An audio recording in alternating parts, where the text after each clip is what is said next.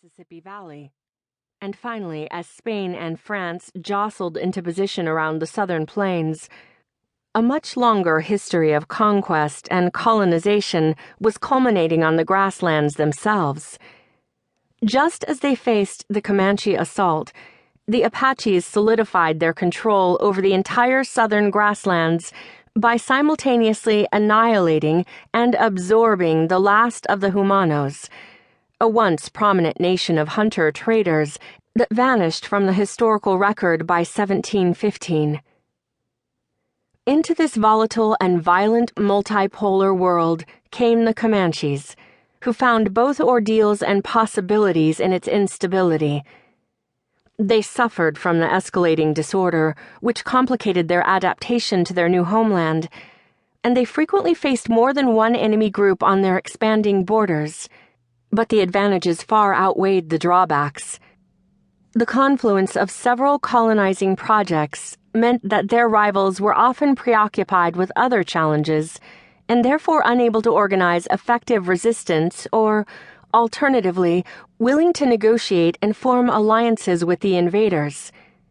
Comanches also took advantage of the imperial rivalry between New Spain and New France, playing off the two powers against one another to extort concessions from both.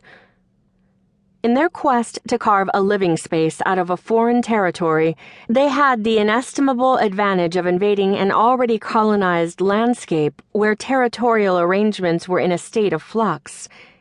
And finally, Comanches arrived in the southern plains just as European technology, horses, guns, and iron tools began to spread there in mass.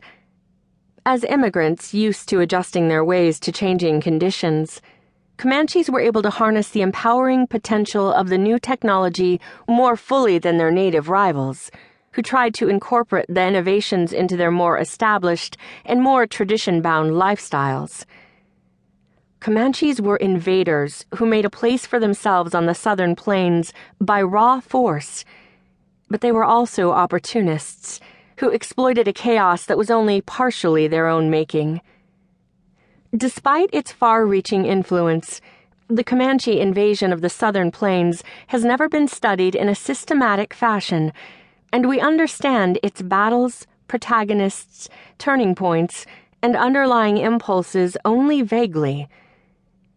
Scholars have tended to sketch the invasion with broad, impressionistic strokes, which inadvertently has promoted the 18th century view of Comanches as land-hungry militarists who randomly pushed ahead until reaching the natural limits of expansion.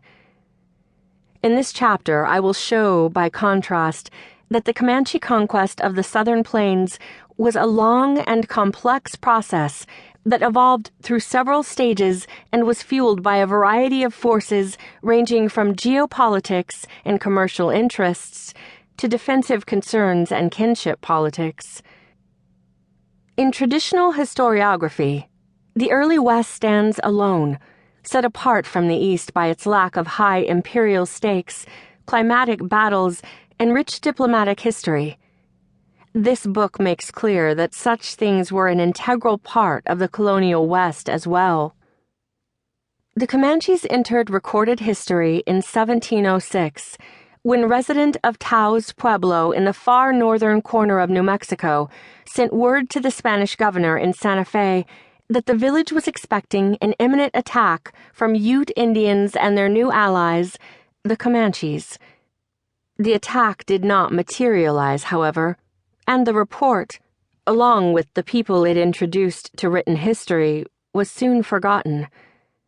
2 decades later, as Comanches made their presence felt across New Mexico's northern borderlands as fierce but elusive raiders, Spanish officials were fervently gathering information about them.